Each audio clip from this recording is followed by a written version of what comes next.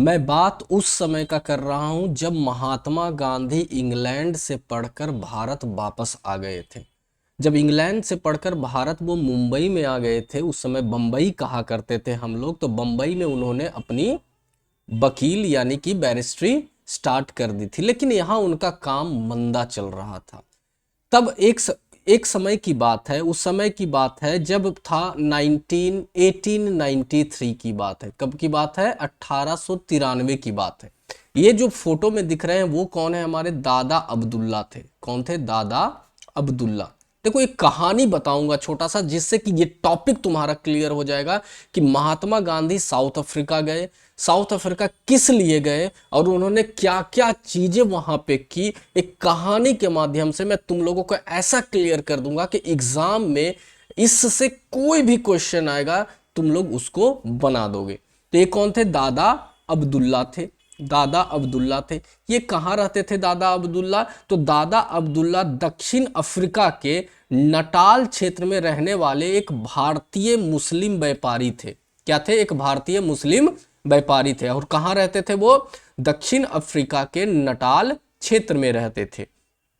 उनका कारोबार बहुत ही अच्छा था, लेकिन उसी समय इनका एक पार्टनर था। उनका पार्टनर का नाम था, इनका जो पार्टनर था, पार्टनर का नाम था तैयब हाजी खान। क्या था? तैयब हाजी खान। तो इनकी जो कंपनी थी, उसी कंपनी के ये भी पार्टनर थे, तैयब हाजी खान। तो दादा अब्दुल्ला का तैयब हाजी खान से क्या हो गया था? कुछ डिस्प्यूट हो गया था, कुछ झगड़ा हो गया था, लेन देन पैसों के मामलों का। ठीक है, कुछ विवाद चल रहा था। कितना का विवाद चल रहा था? तो 40,000 पाउंड का विवाद चल रहा था। 40,000 पाउंड पैसा होता था उस समय, बहुत ही बड़ी अमाउंट होती थी, बहुत ही बड़ी रकम होती थी। तो दादा अब्दुल्ला और तैयब हाजी खान का 40,000 पाउंड का क्या चल रहा था? एक विवाद चल रहा था। तो दादा अब्दुल्ला जी ने गांधी जी को दक्षिण अफ्रीका बुलाया। दक्षिण अफ्रीका किस लिए बुलाया? तो ये अपने केस लड़ने के लिए। ये है महात्मा गांधी, इनकी यंग फोटो है महात्मा गांधी जी की। ये कौन है? महात्मा गांधी जी है उस समय की फोटो। तो तैयब हाजी ने यानी सॉरी दादा अब्दुल्ला ने महात्मा गांधी को कहाँ बुलाया? साउथ अफ्रीका बुलाया। और साउथ अफ्रीका बुलाने से पहले इन्होंने एक ऑफर दिया महात्मा गांधी को कि वो इसीलिए तो आएंगे। तो क्या ऑफर दिया भाई महात्मा गांधी को? तो चलो मैं ऑफर बताने वाला हूं। तो गांधी जी को क्यों बुलाया गया? पहला पॉइंट तो यही आता है कि गांधी जी को क्यों बुलाया गया। गांधी जी को क्यों बुलाया गया? क्यों बुलाया गया? देखो वीडियो में बने रहना, एकदम कहानी की तरीके से मैं ऐसा बता दूंगा कि तुम लोग कभी इसको भूल ही नहीं पाओगे, इस घटनाक्रम को। तो गांधी जी को क्यों बुलाया गया? तो मैंने अभी बताया कि 1893 में एक व्यापारिक विवाद था। व्यापारिक बिजनेस विवाद था, बिजनेस डिस्ट्रीब्यूट था, व्यापारिक क्या था? एक विवाद था। ये जो व्यापारिक विवाद था एक किन दोनों के बीच में था? तो दादा अब्दुल्ला अब्दुल्ला और एक जो नाम था वो था तैयब हाजी खान। तैयब हाजी खान। इन दोनों के बीच में क्या था? एक डिस्प्यूट था। ये जो डिस्प्यूट था वो कितने का था? तो 40,000 पाउंड का था। पाउंड का था। ठीक है, 40,000 पाउंड का इन दोनों के बीच में एक झगड़ा चल रहा था। इसी झगड़े के लिए गांधी जी को दादा अब्दुल्ला ने साउथ अफ्रीका बुलाया। और ये जो है दादा अब्दुल्ला ने गांधी जी को क्या ऑफर किया? क्या ऑफर किया? आने के लिए क्या ऑफर किया? देखो ध्यान से, ये पूछता है एग्जाम में। आने के लिए ऑफर किया, पहला ऑफर ये दिया कि 1 साल का कॉन्ट्रैक्ट उन्होंने कर लिया। कितना कर लिया? 1 साल का कॉन्ट्रैक्ट कर लिया। कॉन्ट्रैक्ट, ठीक है, कि 1 साल भाई आपको मेरा ही काम करना है, एकदम बिल्कुल कॉन्ट्रैक्ट कर लिया 1 साल का। ठीक है। दूसरा चीज, रहने, खाने, पीने और यात्रा का खर्च बोला कि हम वहन करेंगे। कौन? दादा अब्दुल्ला ने कहा आपका रहने, खाने, पीने और यात्रा का खर्च, और यात्रा का खर्च हम आपको देंगे। ठीक है, यानी कि दादा अब्दुल्ला ने गांधी जी से कहा और बोला, और तीसरा बात और बोला कि हम आपको 105 पाउंड 105 पाउंड मासिक वेतन भी देंगे, मासिक वेतन भी देंगे। तब गांधी जी को लगा कि हम अभी क्या कर रहे हैं, स्ट्रगल कर रहे हैं बंबई में, तो इससे अच्छा हमारे लिए क्या है। एक कोई भी देखो आदमी होता है वो सोचता है कि हमारे फैमिली का जो भरण पोषण हो वो अच्छा से हो। इसी समय उन्होंने, गांधी जी ने बस इसी काम के लिए हाँ कह दी कि ये चीजें मिल रही हैं तो भाई इसके लिए हाँ कह दी। और प्रथम श्रेणी का रेलवे का टिकट साउथ अफ्रीका में सफर के लिए भी ऑफर इन्होंने दिया कि जब आप साउथ अफ्रीका आ जाएंगे तो वहां जब आप ट्रेन से चलेंगे तो आपको प्रथम श्रेणी का मतलब होता है फर्स्ट क्लास टिकट, हम आपको साउथ अफ्रीका में सफर करने के लिए रेलवे का देंगे, रेलवे का टिकट देंगे, रेलवे का टिकट देंगे। ठीक है, तो ये सारे ऑफर सुनकर गांधी जी ने हाँ कह दिया। अब गांधी जी चले, कहां चले भाई, तो बंबई से कहां चले, अफ्रीका चले। तो बंबई से अफ्रीका वो कब गए, तो 1893 में वो बंबई से अफ्रीका गए। और जब बंबई से अफ्रीका गए तो किससे गए, तो पानी वाले जहाज से गए थे, याद रखिएगा, पानी वाला जहाज से वो बंबई से दक्षिण अफ्रीका गए थे। ठीक है, ये क्वेश्चन भी पूछता है, पानी वाले जहाज से गए थे। और जब पानी वाले जहाज से गए थे तो नटाल के डरबन बंदरगाह पर उतरे, याद रखिएगा, बंबई से जब चले तो वो कहां उतरे थे, नटाल के डरबन बंदरगाह पे वो उतरे। ठीक है ना, ये भी याद रखना है। और जब वहां पे डरबन बंदरगाह पे उतरे तो इनके स्वागत के लिए खुद शेख अब्दुल्ला आए थे, यानी कि यानी कि उन्होंने इन्हें बुलाया था, ये इनके स्वागत के लिए बंदरगाह पर खड़े थे शेख अब्दुल्ला साहब। तो यहां तक क्लियर हो गया कि 1893 में गांधी जी कहाँ गए भाई, तो साउथ अफ्रीका गए। साउथ अफ्रीका में कहाँ गए थे वो, तो नटाल गए थे। नटाल के डरबन बंदरगाह पर वो उतरे।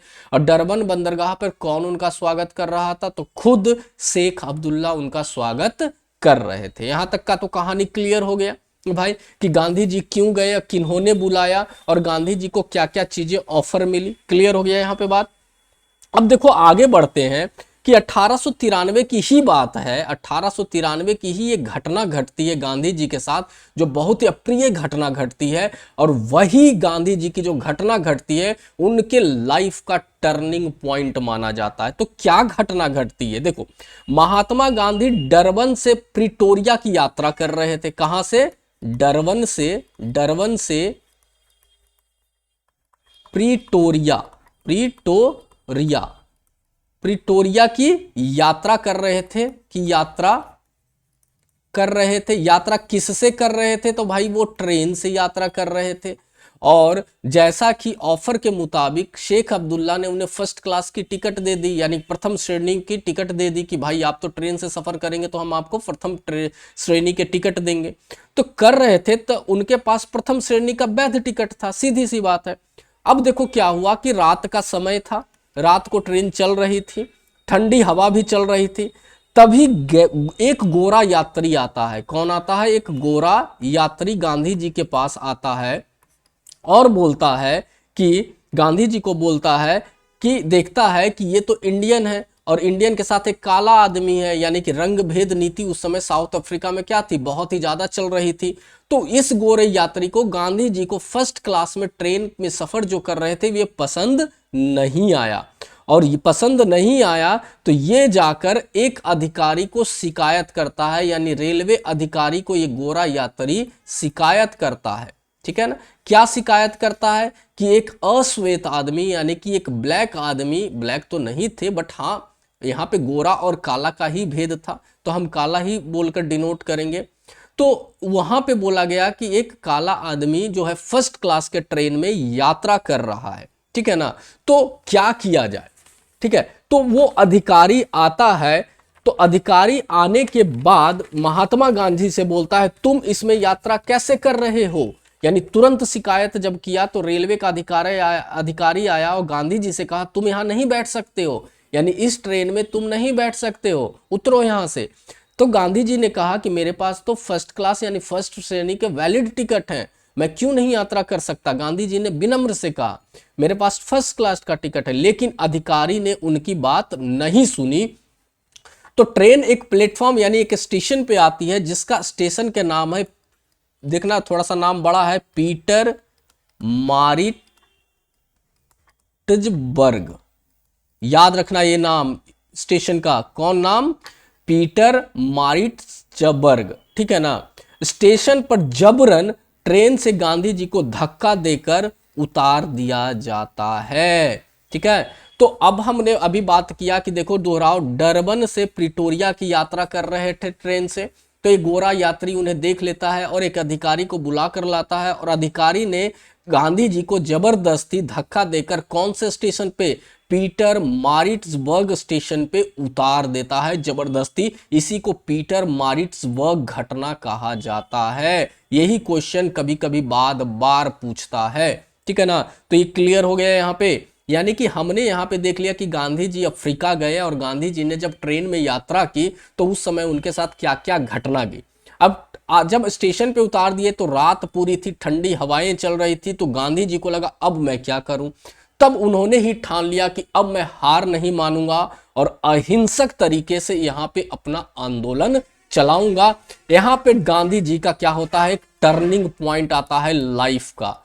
टर्निंग पॉइंट आता है लाइफ का। देखो मेरे बच्चों, जब हमारे लाइफ में कभी कभी कुछ खराब चीजें हो रही होती है तो हम बहुत घबरा जाते हैं कि क्या होगा। लेकिन वही कभी कभी खराब चीजें क्या होता है कि एक पॉजिटिव चीज देके जाती है, और आगे जाकर हमें पता चलता है कि अगर जो वो खराब चीज ना हुई होती मेरी लाइफ में तो आज मैं यहाँ नहीं होता। तो आप लोग अपने एग्जाम की जो तैयारी कर रहे हैं बिल्कुल पॉजिटिव तरीके से करें। मैं आपकी पूरी मदद करूंगा हर एक सब्जेक्ट में। जो आपको नोट्स चाहिए मैं दूंगा, और बिल्कुल एकदम अच्छे तरीके से, प्यारे तरीके से पूरा का पूरा टॉपिक कहानी के तरीके से बताऊंगा। उसके बाद मैं सारे क्वेश्चन को बिल्कुल एमसीक्यू क्वेश्चन भी करवाऊंगा। इसलिए आप एकदम बिल्कुल फिक्र ना करें और वीडियो में बने रहें लास्ट तक। चलिए हम आगे बढ़ते हैं। आगे अब क्या घटना घटती है अब देखो ध्यान से। दक्षिण अफ्रीका में गांधी जी कहां रहने लग गए थे? तो नटाल प्रांत में रह रहे थे। तो वहां पे उन्होंने क्या देखा? यानी दक्षिण अफ्रीका के नटाल प्रांत के कुछ भारतीय, यानी कि कौन सा प्रांत के? नटाल प्रांत, यानी जैसे एक एरिया होता है किसी भी जगह का, तो नटाल प्रांत के कुछ नागरिक, लगभग 250 के आसपास नागरिक, ठीक है ना, 250 के आसपास नागरिक को सरकार ने एक विधेयक लाकर भारतीयों से वोट का अधिकार छीन लिया। पहले ये लोग वोट देते थे, लेकिन ब्रिटिश सरकार ने, क्योंकि वहां भी रूल साउथ अफ्रीका में किसका चल रहा था भाई? तो ब्रिटिश का ही चल रहा था। तो ब्रिटिश सरकार एक विधेयक लाती है, एक विधेयक यानी एक बिल लाती है। विधेयक का मतलब बिल लाती है, एक विधेयक लाती है, ठीक है, लाती है। और इस विधेयक में इस 250 नागरिकों के मताधिकार का मतलब होता है वोटिंग राइट इससे छीन लेती है। ये 250 के लगभग नागरिक थे, अप्रॉक्स बताया जाता है, 2-4 आगे पीछे होंगे, एग्जैक्ट डाटा नहीं। अप्रॉक्स इतने लोगों से क्या करती है ब्रिटिश सरकार? मताधिकार, वोट करने का राइट छीन लेती है। तब अब यहां पे गांधी जी यहीं रह रहे थे, तो गांधी जी सब चीज देख रहे थे, इन्हें अच्छा नहीं लगा। तो गांधी जी ने इस घटना पे क्या किया? इस घटना पे गांधी जी ने क्या किया? देखो क्या किया उन्होंने। तो अब यहां पे आता है गांधी जी ने क्या किया। अब देखो अच्छा क्वेश्चन बनेगा, अब ध्यान देना। तो इस घटना पे गांधी जी ने भाई क्या किया? तो पहला चीज ये किया गांधी जी ने कि भारतीय समुदाय को संगठित किया। भारतीय लोग थे, भारतीय समुदाय के लोग जो वहां रह रहे थे, भारतीय समुदाय के लोगों को संगठित किया। क्या किया? संगठित किया। संगठित का मतलब एकत्र किया, एक साथ किया भारतीय लोगों को। दूसरा उन्होंने क्या किया? एक याचिका तैयार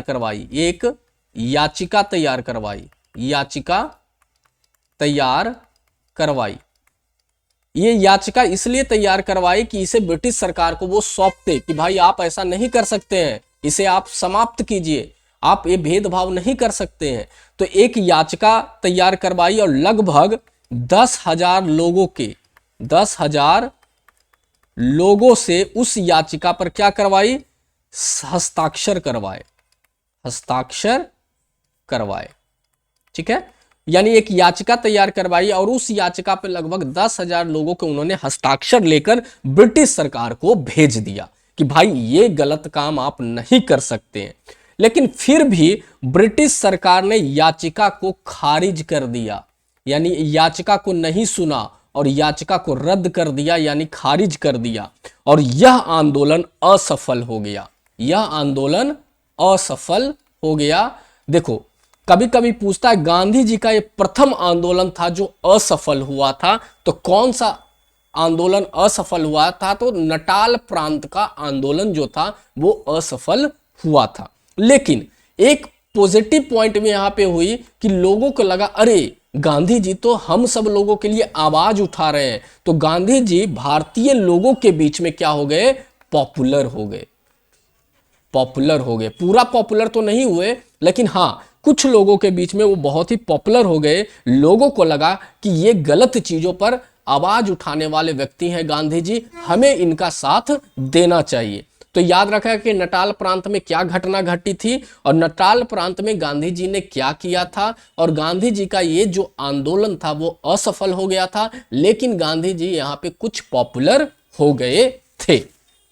चलिए देखिए, इसी पे एक कहानी और आता है, एक बहुत इंपॉर्टेंट पार्ट है, एक इंपॉर्टेंट टॉपिक है। क्या है, नटाल इंडियन कांग्रेस की स्थापना गांधी जी यहीं पे करते हैं। जब उनका आंदोलन असफल हो गया तब उन्हें लगा कि नहीं, हमें एक ऑर्गेनाइजेशन की जरूरत है, एक संगठन की जरूरत है, क्योंकि इसी संगठन के थ्रू हम क्या करेंगे, लोगों का आवाज अंग्रेज सरकार तक पहुंचाएंगे। तो उन्होंने क्या किया कि नटाल, ये ध्यान देना, ये बहुत ही अच्छा टॉपिक है, नटाल इंडियन कांग्रेस की स्थापना की। जो बच्चे इंग्लिश मीडियम है, कैप्शन वो इंग्लिश में लगा के देख सकते हैं, ठीक है ना, कांग्रेस की स्थापना की ठीक है ना। तो ये आता है नटाल इंडियन कांग्रेस की स्थापना की, ये याद रखना। अब कब किया नटाल इंडियन कांग्रेस की स्थापना, ये कभी कभी पॉइंट पूछता है, तो याद रखिएगा इसकी जो स्थापना हुई थी कब हुई थी, 1894 में इसकी स्थापना हुई थी। 1894 में नटाल इंडियन कांग्रेस की स्थापना हुई थी। दूसरा पॉइंट, जो स्थान था, यानी कि कौन से जगह पे हुई थी इसकी स्थापना भाई, तो याद रखिएगा डरबन के, यानी जो नटाल है वो डरबन में ही पड़ता था, डरबन के नटाल प्रांत यानी साउथ अफ्रीका, यानी दक्षिण अफ्रीका में ये इसका क्या है, स्थान है। तो ये स्थान याद रखना है कि किस स्थान पर नटाल इंडियन कांग्रेस की स्थापना हुई थी, तो डरबन, नटाल प्रांत, दक्षिण अफ्रीका में इसकी स्थापना हुई थी। इसकी जो स्थापना थी वो स्थापना किसने किया था भाई, तो इसकी स्थापना सीधी सी बात है किसने किया था, तो गांधी जी ने इसकी स्थापना की थी, यानी गांधी जी ने इसकी स्थापना की थी। और गांधी जी किसके सहयोग से, कभी कभी पूछता है, तो भारतीय समुदाय के सहयोग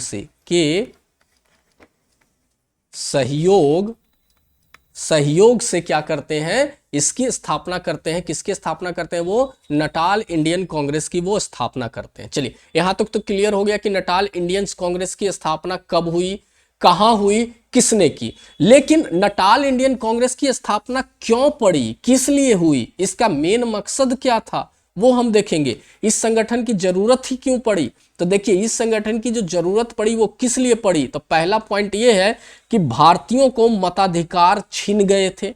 पहला पॉइंट ये है कि भारतीयों का मताधिकार क्या हो गए थे, खत्म हो गए थे। लगभग 250 भारतीय के मतदान से क्या कर दिया गया था, वंचित कर दिया गया था। तो उस समय भारतीय बिखर गए थे और गांधी जी ने समझा कि बिना संगठन के अधिकार नहीं बचेंगे, इसलिए मुझे एक संगठन बनाने की जरूरत है, और उसी संगठन का नाम उन्होंने नटाल इंडियन कांग्रेस रखा। तो नटाल इंडियन कांग्रेस का उद्देश्य क्या क्या था ये याद रखना है हमें, क्या क्या उद्देश्य था, यानी इसका काम क्या था नटाल इंडियन कांग्रेस का। तो पहला काम ये था कि नटाल में रहने वाले भारतीयों के नागरिक अधिकारों की रक्षा करना, यानी वहां के भारतीयों के अधिकारों की क्या करना, अधिकारों की रक्षा करना। पहला पॉइंट ये था, रक्षा करना।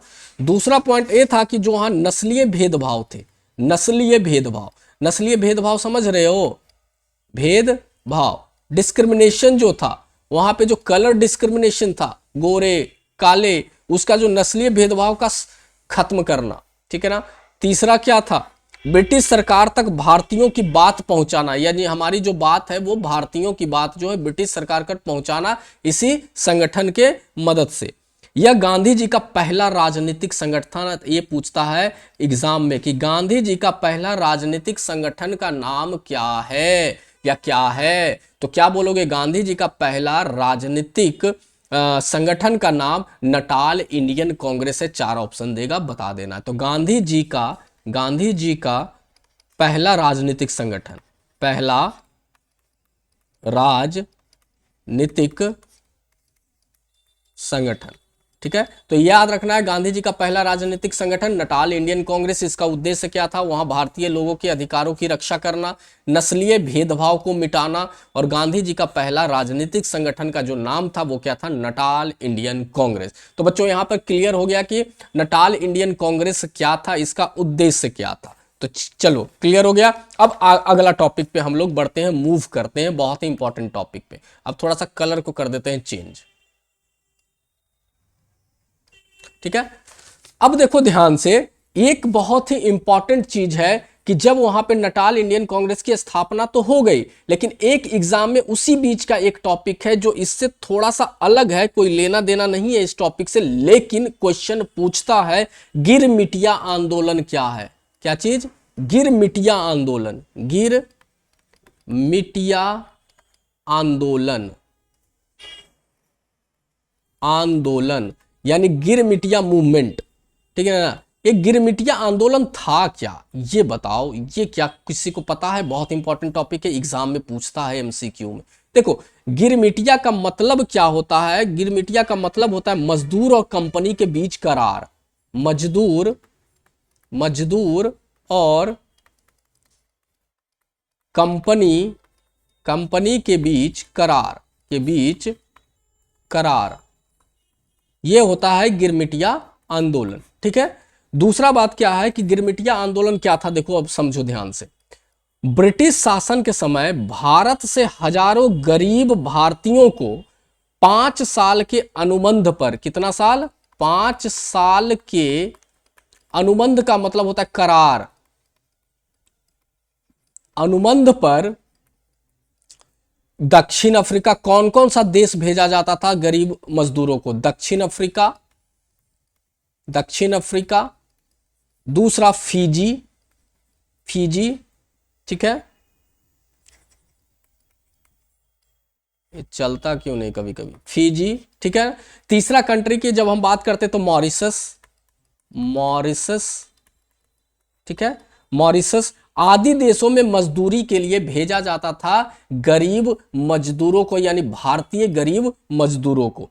तो गिरमिटिया प्रथा क्या थी, देखो क्या थी, यानी कि यहां पे मजदूरों से क्या किया जाता था, मजदूरों से एक साइन करवा लिया जाता था पेपर पे, समझौता करवा लिया जाता था। कि क्या समझौता करवा लिया जाता था, पहला समझौता ये करवा लिया जाता था कि उन्हें कहीं भी काम करना पड़ेगा जहां हम बोलेंगे, जैसे गन्ने के खेतों में, गन्ने होगा, गन्ने के खेतों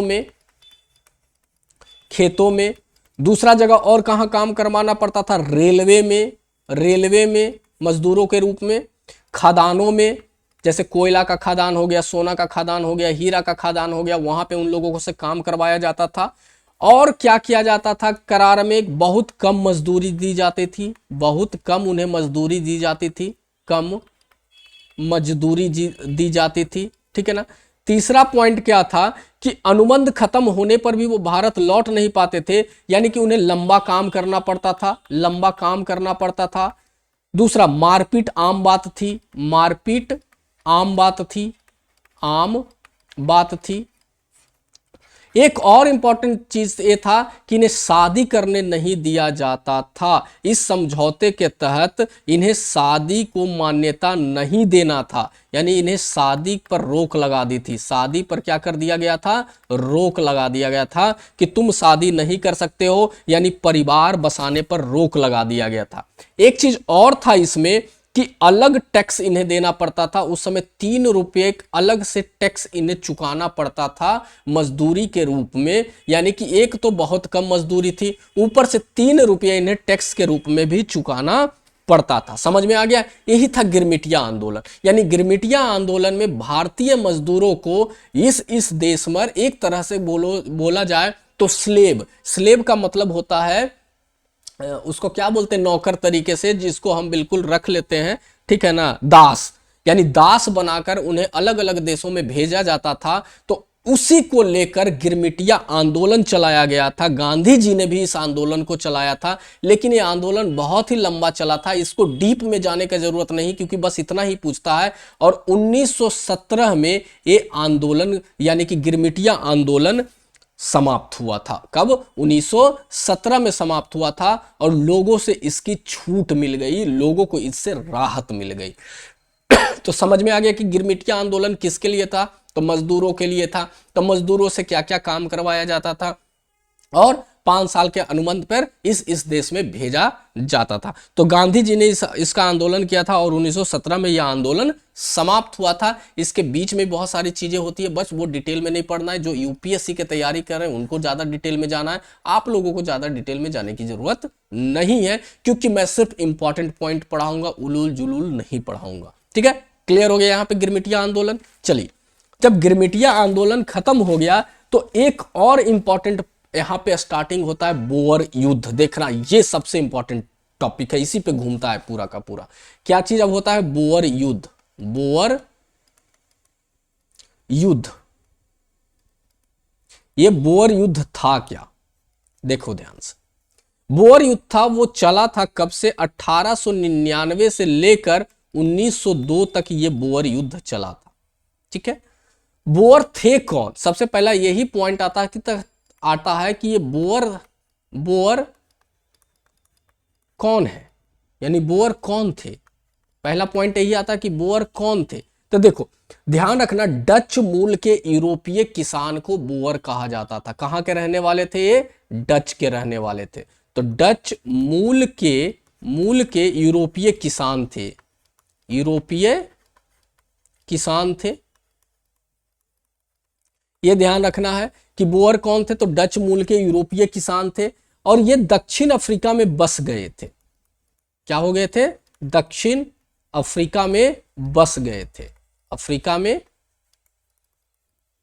बस गए थे। तीसरा पॉइंट ये आता है, उन्होंने अपनी स्वतंत्र सरकार बना ली थी। बोअर ने अपनी स्वतंत्र सरकार बना ली थी, और स्वतंत्र सरकार 2 एरिया में इन्होंने बना ली थी, जिसका नाम इन्होंने रखा था, पहला नाम रखा था ट्रांसवाल रिपब्लिक। ठीक है, रिपब्लिक। अब देख लेना भाई, हिंदी गलत हो तो, रिपब्लिक। और दूसरा सरकार बनाई थी orange free state, orange free state. देखो अब कहानी सुनाता हूं मैं। बोअर, मैंने सिर्फ इतना समझाने के लिए लिखा है कि बोअर कौन थे भाई, तो डच मूल के यूरोपीय। देखो जब तक बेसिक नहीं समझोगे तो टॉपिक कहां समझोगे। देखो बच्चे अभी भी उतावले हो जाते हैं, एमसीक्यू से कर लेंगे, एमसीक्यू से कर लेंगे। अरे गधो, एमसीक्यू से कुछ नहीं होगा तुम्हारा। अब पहले वाला एग्जाम का पैटर्न नहीं रहा कि डायरेक्ट लूसेंट से पूछ रहा है, डायरेक्ट एमसीक्यू से पूछ रहा है। जब तक डिटेल में नहीं पढ़ोगे बर्बाद हो जाओगे, कुछ नहीं कर पाएगा तुम। ठीक है ना, तो इसलिए ज्यादा उछलो मत। यहाँ पे पूरा का पूरा वीडियो देखो, इतना अच्छे से मैं पढ़ा दूंगा ना, कहीं तुमको ढूंढने से नहीं मिलेगा। तो डच मूल कहाँ के, कभी कभी एग्जाम में पूछ देता है कि बोअर कहाँ के किसान थे, तो भाई डच मूल के किसान थे, दक्षिण अफ्रीका में बस गए थे। बोअर ने कौन कौन से शहर बसाए? तो Transvaal Republic, orange free state, ये सब नाम याद रखना है। लेकिन इसका कारण क्या था बोअर युद्ध का? ये बोअर युद्ध हुआ क्यों? तो बहुत ही बड़ा कारण था। कारण वही था ब्रिटिश, और कौन होगा? देखो अब ट्रांसवाल में क्या हुआ था कि सोने की खान मिल गई। क्या मिल गई? सोने की खान मिल गई। जब सोने की खान मिल गई तो ये बात किसको पता चला भाई? तो ब्रिटिश को पता चला। किसे पता चला? ब्रिटिश को पता चला। ब्रिटिश को यह पता चला कि जो बोअर वहां पे रह रहे हैं अपने एरिया में, तो ट्रांसवाल में सोने की खान मिल गई है। तो जब खान मिल गई है तो ब्रिटिश इस ट्रांसवाल जो इलाका था वहां क्या करना चाहता था? ये नियंत्रण करना चाहता था। यानी ये चाहता था कि वहां पे मेरा नियंत्रण हो जाए, ये मेरा एरिया बन जाए। लेकिन बाद में क्या हुआ कि 1899 में भयंकर युद्ध शुरू हो गया। कब? 1899 में भयंकर युद्ध शुरू हो गया। लेकिन शुरुआती समय में क्या था कि बोअर ताकतवर थे, बोअर ताकतवर थे, ताकतवर थे। तो बोअर जो स्टार्टिंग फेज में क्या हो रहे थे कि जीत रहे थे, यानी कि लड़ाई को जीत रहे थे। लेकिन बाद में ब्रिटिश ने क्या किया? ब्रिटिश ने क्या किया? ब्रिटिश ने क्या किया कि बड़ी सेना भेज दी, यहां पे बुलाकर बड़ी सेना भेज दी, आधुनिक हथियार मंगा लिए, आधुनिक हथियार मंगा लिए। इधर चलता ही नहीं है, कोई बात नहीं। आधुनिक हथियार मंगा लिए। तो ये सारी चीजें ब्रिटिश ने मंगवा ली। और जब ये सारी चीजें ब्रिटिश ने मंगवा ली तो युद्ध का स्वरूप बदल गया। वो युद्ध का स्वरूप ये हुआ कि युद्ध बहुत ही लंबा चला, क्योंकि दोनों तरफ से भीषण लड़ाई चल रही थी। और ब्रिटिश ने क्या किया कि बहुत ही गंदा काम किया, यानी बोअर वालों के क्या कर दिया कि वो इसके गांव जला दिए। बोअर वालों के गांव को क्या कर दिया? जला दिया गया।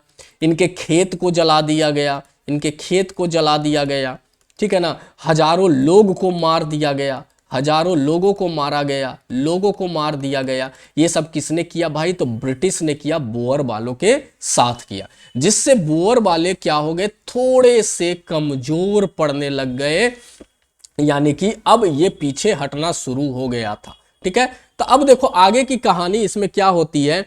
बोअर युद्ध में गांधी जी की भूमिका क्या थी, ये सबसे इंपॉर्टेंट पॉइंट है। बोअर युद्ध तो चल रहा था। बोअर युद्ध किस किस के बीच में चल रहा था भाई? तो डच और ब्रिटिश के बीच में चल रहा था। तो बोअर युद्ध में गांधी जी की भूमिका क्या थी, ये ध्यान देखना है। तो बोअर युद्ध में गांधी जी की भूमिका, ठीक है। तो बोअर युद्ध में गांधी जी की क्या भूमिका थी? तो ध्यान देखो क्या भूमिका थी। गांधी जी बोअर युद्ध में ब्रिटिश के साथ थे। ये देखो सबसे प्लस पॉइंट है। बोअर युद्ध में गांधी जी किसके साथ थे? तो गांधी जी ब्रिटिश के साथ थे, ब्रिटिश के साथ थे।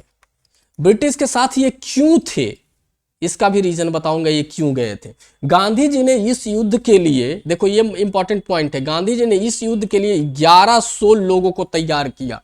1100 लोगों को इकट्ठा किया। कितना इकट्ठा किया? 1100 लोगों को इकट्ठा किया और इसके 39 मुखिया बनाए। यानी कि भाई इसको नियंत्रण करने के लिए वे तो वो होना चाहिए, तो कितने मुखिया बनाए? 39 मुखिया बनाए। ये सब पूछता है क्वेश्चन, मुखिया बनाए। अब ये जो 1100 लोग युद्ध नहीं कर रहे थे, याद रखिएगा, डायरेक्ट युद्ध में भाग नहीं ले रहे थे। इनका काम क्या था 1100 लोगों का? इनको हम एम्बुलेंस कोर भी कहते हैं। इसका गांधी जी ने नाम दिया एम्बुलेंस कोर। इस 1100 लोगों को गांधी जी ने नाम दिया। कभी कभी पूछता है एम्बुलेंस कोर गांधी जी ने किस युद्ध में बनाया था? तो क्या आंसर दोगे? एम्बुलेंस कोर गांधी जी ने बोअर युद्ध में बनाया था। और एम्बुलेंस कोर में कुल कितने लोग थे? एम्बुलेंस कोर में कुल लगभग, ऐसे पूछेगा, 1100 लोग थे। एम्बुलेंस कोर में कुल कितने मुखिया बनाए गए थे? तो 39 मुखिया बनाए गए थे एम्बुलेंस कोर में। तो इस एम्बुलेंस कोर का काम क्या था? यानी कि जो 1100 लोगों को इन्होंने एम्बुलेंस कोर बनाया, इसका काम क्या था? देखो इसका काम क्या था। इसका काम था कि जो घायल ब्रिटिश हो जाते थे, ब्रिटिश सैनिक हो जाते थे, जो घायल ब्रिटिश सैनिक हो जाते थे, उन्हें अस्पताल पहुंचाना। उन्हें क्या पहुंचाना? अस्पताल पहुंचाना, यानी हॉस्पिटल पहुंचाना। मीलों पैदल चलकर हॉस्पिटल पहुंचाते थे ये एम्बुलेंस कोर वाले, ठीक है ना। युद्ध में भाग नहीं ये लिए थे, याद रखना, एम्बुलेंस कोर वाले युद्ध में भाग नहीं लिया था, युद्ध में भाग नहीं लिया था, नहीं लिया था। सिर्फ ये ब्रिटिश सैनिकों के क्या कर रहे थे, हेल्प कर रहे थे, मदद कर रहे थे। अब एक पॉइंट आता है कि सर ये गांधी जी ने इनका साथ क्यों दे दिया भाई, ब्रिटिशों का साथ क्यों दे दिया? तो देखो क्यों दे दिया गांधी जी ने ब्रिटिशों का साथ। नेक्स्ट पॉइंट ये आता है कि गांधी जी ने ब्रिटिश की मदद क्यों की।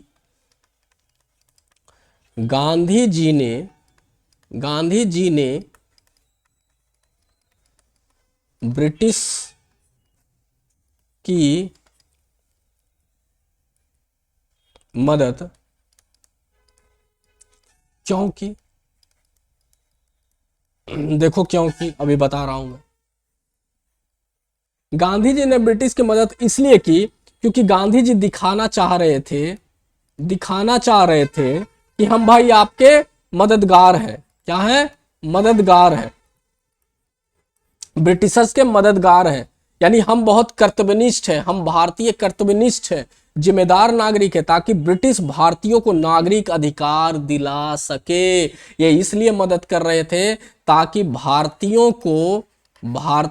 को दक्षिण अफ्रीका में नागरिक अधिकार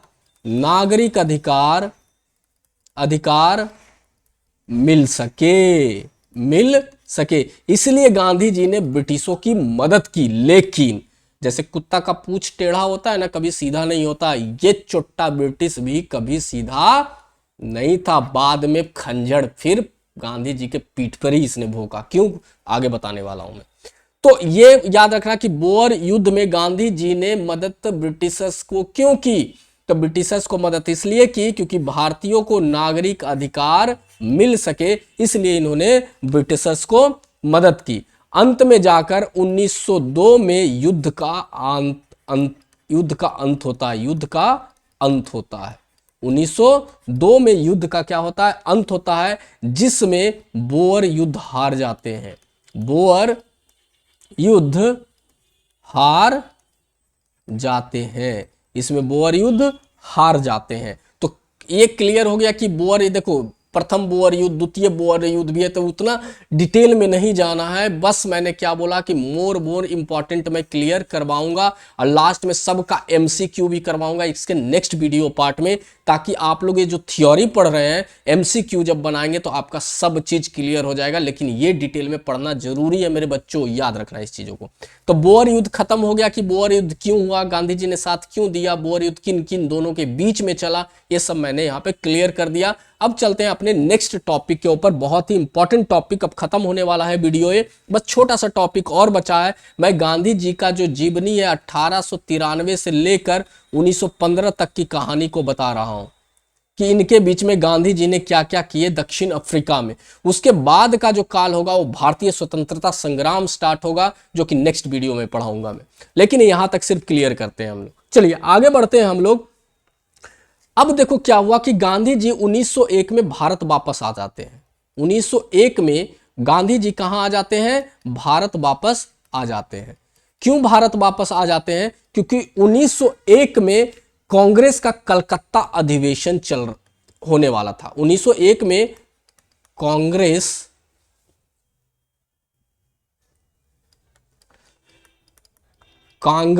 का कलकत्ता अधिवेशन हो रहा था। ठीक है, कांग्रेस का कलकत्ता अधिवेशन होना था। तो ये बात याद रखिएगा, पूछता है कभी कभी कि 1901 में कांग्रेस का कौन सा अधिवेशन चल रहा था? तो कलकत्ता अधिवेशन चल रहा था। क्या इसमें गांधी जी ने भाग लिया था? तो हाँ, 1901 में कांग्रेस के कलकत्ता अधिवेशन में गांधी जी ने भाग लिया था। लेकिन देखिए अब इसमें मैं बताता हूं, इसमें क्या हुआ था कि इसमें गांधी जी प्रतिनिधि के रूप में शामिल हुए थे। किसके रूप में? प्रतिनिधि के रूप में शामिल हुए थे। ये इसलिए आए यहाँ पे कि ये देखना चाहते थे कि कांग्रेस किस तरीके से भारत में काम कर रही है, किस तरीके से स्वतंत्रता संग्राम को ये हैंडल कर रही है, किस तरीके से ब्रिटिश का विरोध कर रही है और किस तरीके से यहाँ काम कर रही है। इसलिए ये इस कांग्रेस अधिवेशन में ये भाग लेते हैं। तो गांधी जी कांग्रेस अधिवेशन में प्रतिनिधि के रूप में भाग लेते हैं। ठीक है ना। इस अधिवेशन में गांधी जी ने अधिवेशन स्थल पर स्वच्छता की मुहिम चलाई। किसकी मुहिम चलाई?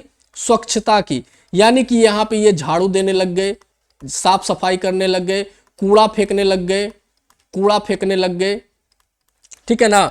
और स्वच्छता की जिम्मेदारी ये पूरी की पूरी तरीके से इस अधिवेशन में ले ली। बस इतना ही 1901 का कांग्रेस कलकत्ता अधिवेशन याद रखना, इससे ज्यादा याद नहीं रखना है, बस मेन पॉइंट को क्लियर करूंगा। चलिए अब एक और मोर इंपॉर्टेंट टॉपिक मैं तुम लोगों को पढ़ाने वाला हूं, इसी में एशियाटिक पंजीकरण विधेयक यानी एशियाटिक रजिस्ट्रेशन बिल, ये क्या था हम बात करेंगे इसमें। क्या चीज? एशियाटिक, ये क्या, ये बहुत इंपॉर्टेंट है बाबू, पंजीकरण विधेयक, विधेयक को बिल कहते हैं इंग्लिश में।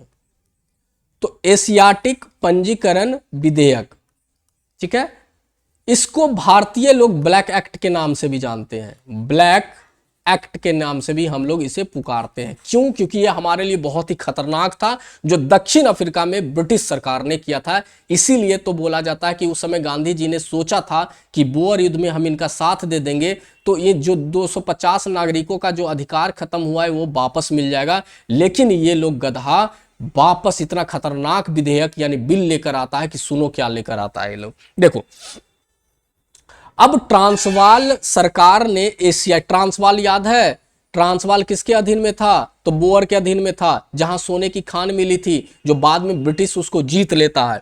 तो ट्रांसवाल सरकार ने एशियाई, एशियाई का मतलब होता है, एशियाई का मतलब दो देशों की यहां सिर्फ बात होगी, भारत और चीन, भारत और चीन, क्योंकि दोनों एशिया के देश हैं।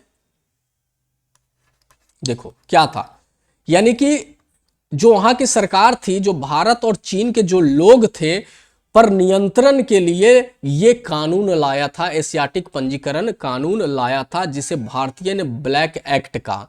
अब ये कानून था क्या भाई? कानून की मुख्य शर्त क्या थी? ब्रिटिशर्स क्या चाहते थे? तो देखो ब्रिटिशर्स इसमें क्या चाहते थे। पहला वो ये चाहते थे कि 8 वर्ष से अधिक आयु के हर एशियाई का अनिवार्य पंजीकरण होगा। यानी कि अगर जो जिसका एज 8 वर्ष से ज्यादा है, 8 वर्ष से ज्यादा है, तो जैसे यहाँ आधार कार्ड देख रहे हो ना, उसी तरीके से कार्ड बोले कि सबको बनाना पड़ेगा भाई, यानी कि सबको पंजीकरण करना पड़ेगा, एक रजिस्ट्रेशन करना पड़ेगा जो 8 साल से ऊपर के लोग हैं। पंजीकरण 8 साल से ऊपर के जो लोग हैं उन्हें एक पंजीकरण करना पड़ेगा। देखो समझना ध्यान से, उनके उंगलियों के निशान देना पड़ेगा, यानी कि इन लोगों को उंगलियों के निशान देना पड़ेगा, उंगलियों के निशान देना पड़ेगा। हमेशा रजिस्ट्रेशन पास साथ रखना है, यानी कि जो पास मिलेगा, जैसे आधार कार्ड है जो है वो पास रखना पड़ेगा साथ में, हमेशा पास जो है वो साथ में रखना पड़ेगा। अगर जो आपके पास कहीं पकड़े गए या पास नहीं मिला तो आपको जुर्माना होगा। क्या होगा? जुर्माना होगा, नहीं तो आपको जेल भी जाना पड़ेगा, ठीक है ना, या आपको देश से निकाल भी दिया जा सकता है। ऐसा चीज इन्होंने एशियाटिक पंजीकरण विधेयक में लाया। कुछ लोग सोचेंगे सर ये तो सही बात है, नहीं ये सही बात नहीं है, ये सिर्फ भारतीय लोगों के ऊपर लाया गया था और किसी भी लोगों के ऊपर ये चीज नहीं लाया गया था। तो गांधी जी जब ये सारी चीजों को देखे तो उनकी क्या प्रतिक्रिया थी, गांधी जी की प्रतिक्रिया क्या थी, यानी गांधी जी ने क्या प्रतिक्रिया किया? तो देखो गांधी जी ने कहा, इसका विरोध किया गांधी जी ने। गांधी जी विरोध करने पर इन्होंने बताया कि ये जो कानून है वो अपमानजनक है। क्या है? अपमानजनक है, और अपमानजनक के साथ साथ नस्लवादी कानून भी है। क्या है? नस्लवादी कानून भी है, सिर्फ भारतीयों के ऊपर ये लगाया गया है, केवल एशियाई लोगों पर ही ये लागू था, इसलिए इन्होंने बोला ये गलत है। इससे इन्होंने बोला कि जो नागरिक स्वतंत्रता है, नागरिक स्वतंत्रता है, उससे क्या होगी? हनन माना गया। यानी गांधी जी ने एशियाटिक पंजीकरण विधेयक को गलत माना। अब गांधी जी ने क्या किया इसमें वो हम ध्यान देंगे। गांधी जी ने क्या किया? तो गांधी जी ने 11 सितंबर 1906, याद रखिएगा 11 सितंबर 1906, कब? 11 सितंबर 1906 को जोहान्सबर्ग में, कहां पे, जोहान्सबर्ग में, जोहान्सबर्ग में एक बड़ी सभा बुलाई, यानी लोगों की एक बड़ी सभा बुलाई। उन्होंने सत्य और अहिंसा के आधार पर कानून न मानने का यहां पे क्या किया, संकल्प किया। बोले हम विरोध तो करेंगे, लेकिन विरोध किसके आधार पे करेंगे, अहिंसा के आधार पर विरोध करेंगे। किसका विरोध करेंगे भाई, तो ब्रिटिशर्स का विरोध करेंगे। और यहाँ पे इन्होंने एक आंदोलन की शुरुआत करते हैं, और आंदोलन में क्या क्या हुआ वो हम लोग देखेंगे। यहाँ पे बस थोड़ा सा बात है, ज्यादा नहीं है इसमें। तब आंदोलन क्या हुआ, यहाँ पे गांधी जी ने लोगों को बुलाकर क्या किया, एक आंदोलन की शुरुआत की। तो आंदोलन में हुआ क्या क्या, देखो, भारतीयों ने पंजीकरण एक्ट को मानने से इनकार कर दिया, यानी कि इनकार कर दिया, बोला हम भाई इस पंजीकरण एक्ट को नहीं मानेंगे। दूसरा क्या हुआ कि पास को जला दिया, जो पास बनाया था वो पास को क्या कर दिया गया, जला दिया गया। तीसरा चीज क्या था, सैकड़ों लोग, जब ऐसा हुआ तो सैकड़ों लोग जेल गए भाई, सैकड़ों लोग क्या हो गए, जेल गए, ठीक है ना। बहुत सारे लोगों को जेल में डाल दिया गया, ठीक है ना। गांधी जी भी यहां पे गिरफ्तार हो गए, गांधी जी भी यहां पे क्या हुए, गांधी जी भी गिरफ्तार हो गए। अब एक क्वेश्चन यहां पे और आता है कि गांधी जी की पहली लाइफ की पहली गिरफ्तारी यहीं पे हुई थी, याद रखिएगा। किसमें हुई थी भाई, तो एशियाटिक पंजीकरण आंदोलन में इनकी गिरफ्तारी फर्स्ट टाइम लाइफ की, यानी लाइफ की पहली बार, यानी फर्स्ट टाइम लाइफ की इनकी गिरफ्तारी हुई थी। संघर्ष ये कई वर्षों तक चला, संघर्ष, ये आंदोलन का संघर्ष, बाद में गांधी जी को क्या कर दिया गया, रिहा कर दिया गया, छोड़ दिया गया, ठीक है ना। तो संघर्ष बहुत वर्षों तक चला। धीरे धीरे परिणाम क्या हुए, सरकार ने कुछ शर्तों के साथ इस एशियाटिक पंजीकरण विधेयक को छूट दे दी, यानी कुछ शर्त लगाकर इसको छूट दे दी, उतना डिटेल में नहीं पढ़ना है। भारतीय समुदाय की एकता बढ़ी, यानी भारतीय लोगों को एकता इससे क्या हुई, बढ़ी, कि भाई एकता में रहेंगे तो हम किसी को भी झुका सकते हैं। तो इस आंदोलन का ये नतीजा निकला, तो ये याद रखना है भाई, ठीक है ना। और ये आंदोलन कब हुआ था, बस याद रखिएगा, 11 सितंबर 1906 को ये आंदोलन शुरुआत हुई थी। कौन सा आंदोलन, एशियाटिक पंजीकरण विधेयक। एशियाटिक पंजीकरण विधेयक क्या था, मैंने बता दिया कि 8 वर्ष से ज्यादा आयु के एशियाई लोगों का एक पास बनाया जाने लगा कि भाई तुम लोग जब ये पास अगर जो कहीं नहीं मिलेगा तो तुम लोगों को मारेंगे, पीटेंगे, जेल में डाल देंगे, या देश से निकाला भी दे सकते हैं। ये साउथ अफ्रीका की बात हो रही है, याद रखना। अभी भारत गांधी जी नहीं आए, भारत का कोई भी आंदोलन अभी शुरू नहीं हुआ है, ये सिर्फ साउथ अफ्रीका की बात चल रही है। चलिए, अब खत्म होने वाला है हम लोगों का वीडियो, बस छोटा सा लास्ट टॉपिक, वो भारत कैसे आ जाते हैं। तो गांधी जी जब रिहा हो गए, तो रिहा होने का गांधी जी इंग्लैंड चले गए। जैसे ही वो रिहा हुए तो वो कहाँ चले गए, इंग्लैंड चले गए। कहाँ चले गए वो गांधी जी, इंग्लैंड चले गए, रिहा होने के बाद चले गए, ठीक है। तो गांधी जी कहाँ चले गए भाई, तो इंग्लैंड चले गए रिहा होने के बाद। अब क्या हुआ कि अब ब्रिटेन से, यानी इंग्लैंड से जब वो वापस अफ्रीका आ रहे थे, फिर वापस जब इंग्लैंड चले गए कुछ दिनों के लिए, फिर वापस वो अफ्रीका आ रहे थे, तो याद रखिएगा एक पॉइंट एग्जाम में बहुत आता है, इंग्लैंड से अफ्रीका, लिख देता हूं मैं, इंग्लैंड से अफ्रीका वापस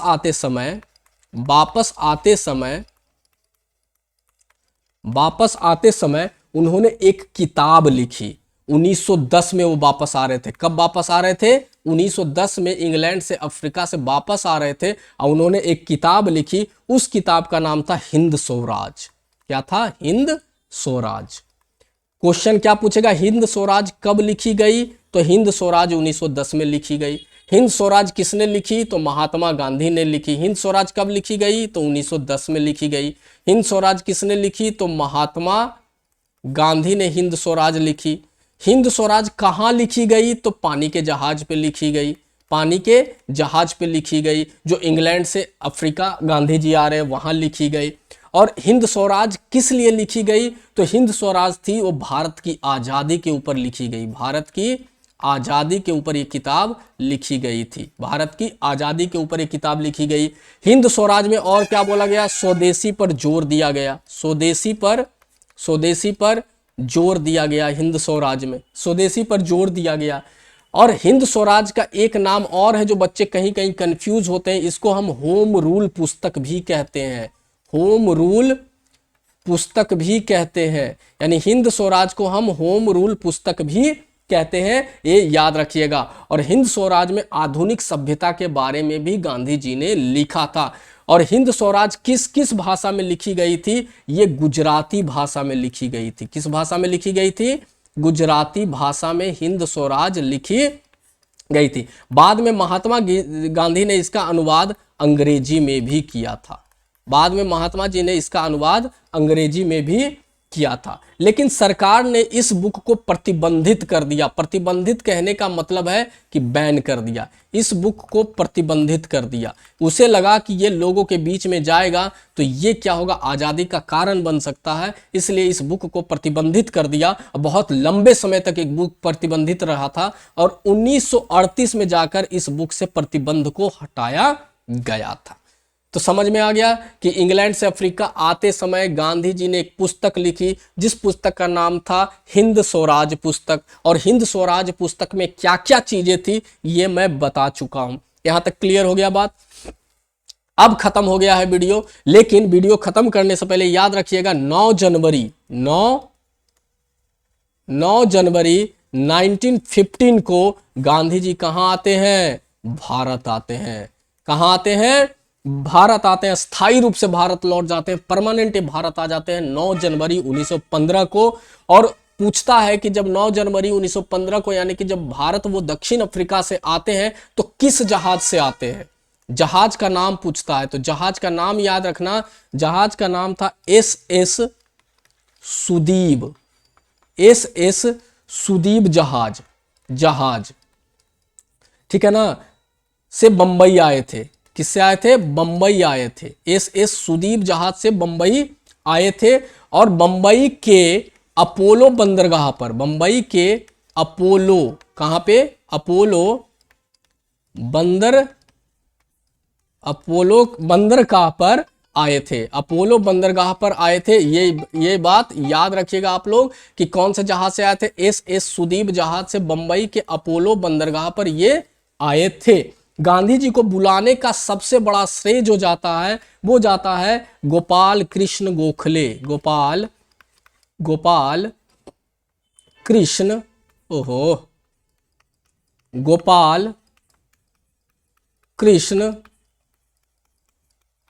गोखले को जाता है। गोपाल कृष्ण गोखले राजनीतिक गुरु थे किसके? महात्मा गांधी के। ये भी पूछता है कभी कभी, राजनीतिक गुरु थे किसके? महात्मा गांधी के राजनीतिक गुरु थे। जब महात्मा गांधी भारत आते हैं तो गोपाल कृष्ण गोखले ही सुझाव उन्हें देते हैं कि अभी आप भारत में ज्यादा मत उछलिएगा, अभी चुपचाप 1 से 2 साल बैठिए, उसके बाद आप यहाँ पे प्रतिक्रिया दीजिएगा, नहीं तो ज्यादा कीजिएगा तो फिर ये लोग आपको जेल में डाल देगा, जिससे कि आगे की प्लानिंग और आपकी खराब हो जाएगी। इसलिए गांधी जी यहाँ आकर 1915 से 1917 तक कुछ नहीं करते हैं, चुपचाप बैठते हैं। उसके बाद चंपारण सत्याग्रह होता है, खेड़ा सत्याग्रह होता है। उसके बाद की कहानी हम अगले वीडियो में आपको बताएंगे। इस वीडियो में मैंने आपको पूरा डिटेल समझा दिया, पूरी कहानी समझा दी। समझ में नहीं आया वीडियो को दोबारा सुनिए, यानी थोड़ा सा फास्ट करके सुनिए, लेकिन ये कहानी थी। अब इस पे मैं इंपॉर्टेंट MCQ नेक्स्ट वीडियो में लेकर आऊंगा। लेकिन जब अब तक भी आपने चैनल को सब्सक्राइब नहीं किया, इस चैनल को सब्सक्राइब जरूर करें और लाइक जरूर करें और कमेंट जरूर करें एक प्यारा सा कि हाँ सर बहुत अच्छा लगा और हमें नेक्स्ट वीडियो चाहिए या MCQ चाहिए, या अगर जो कोई कमी है तो उस पर भी आप बता सकते हैं, मैं उसका ध्यान रखूंगा और आगे इसका सुधार करूंगा। चलिए तब तक के लिए मिलते हैं अपने नेक्स्ट धमाकेदार वीडियो में। तब तक के लिए आप लोग अपना ख्याल रखिएगा। जय हिंद, जय भारत।